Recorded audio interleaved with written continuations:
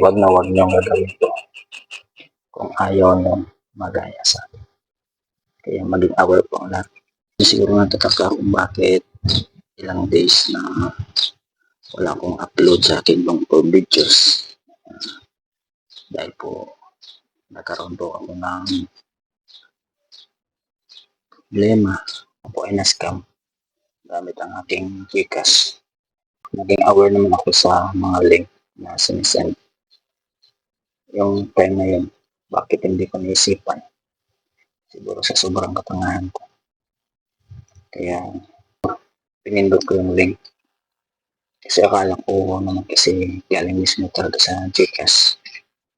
Yung nakalagay sa link is mayroon akong free voucher na worth 4,000 pesos sa aking G-Credit. So ako naman pindot ko yung link. Pag pindot ng link, humingi ng 2 OTP. So pinil up ko naman. Hindi ko naman namalayan na mapupunta pala ako sa dashboard ng isang scammer. Yung nagulat ako na mayroon akong loan sa aking G-Credit sa G-Gibbs na worth 31,638 na base sa transaction ay bayad ako online sa TikTok na bumili ako ng items yung halaga na yun sa 31,638. So tinignan ko naman yung TikTok ko, wala naman akong order. Yung time na yun, doon na pumasok sa akin yung kaba, disappoint sa sarili, saka paghihinayang. Kasi yung bang bigla ka kang magkakaloan sa G-Gibbs na 31,638 na hindi mo naman nakuha. Nakakapaghinayang ko. So, sa simula, nahiya ako magsabi sa mga kasama ko. Yung ma-share lang na yung problema ko. Pero hindi pala dapat yun. Kasi, biktima tayo. Naging biktima lang ako ng isang scammer. So, nagagay sa akin mapablatter sa police station dito sa amin. So, mapablatter na ako. So, in-advise nila ako na pumunta sa RACO o Anti-Cybercrime Division sa Campo Delgado. So, kinawagan, pumunta ako doon. Nagpablatter. Nabigay yung statement ko. At yung magtutulong lang nila may trace lang yung number kasi yung mga number naman nakaregister naman yan. Yun lang ang inaasahan ko na sana matrace nila. Pero gumawa pa rin ako ng ilang akbang. Pumunta na din ako sa Security Exchange Commission. Kasi yung sa G-Gibbs is under siya sa Fuse Lending Company.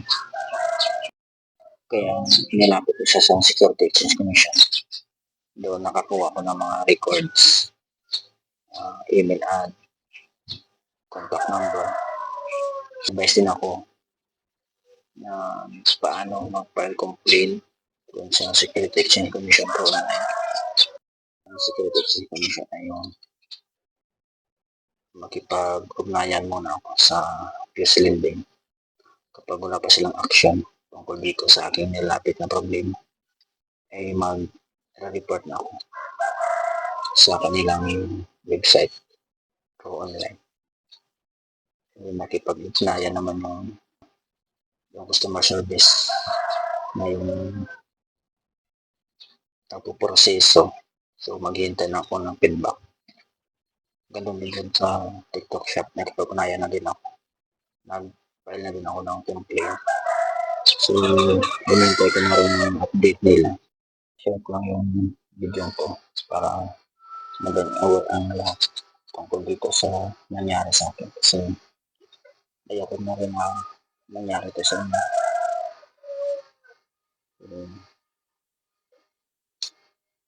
Ang silbing aral na to sa lahat, lalong-lalo na sa atin, naging silbing aral dito. Kung hanapin mo, magkakautang ka nang hindi mo naman inutang. Napakahirap yung bayaran. Lalong-lalo na sa ganong kalaking halaga. Malaking halaga na yun para sa akin. Nakapanghinayang lang. Yung mga days rin ako na walang tulog masyado. Hindi mapakali. Iniisip yun. Kasi kapag hindi mo binayaran, may maaari kang makulong yun. Kasi kapag hindi mo mabayaran, lalaki yung interest. Kaya yung pinakatakot ko na makulong ko sa hindi ko naman inutang. Kailang makalos gusto ko yun siya. Yung experience ko tungkol lang sa na-scam ako sa pamagitan ng isang link na mawawalan ka ng 31,638.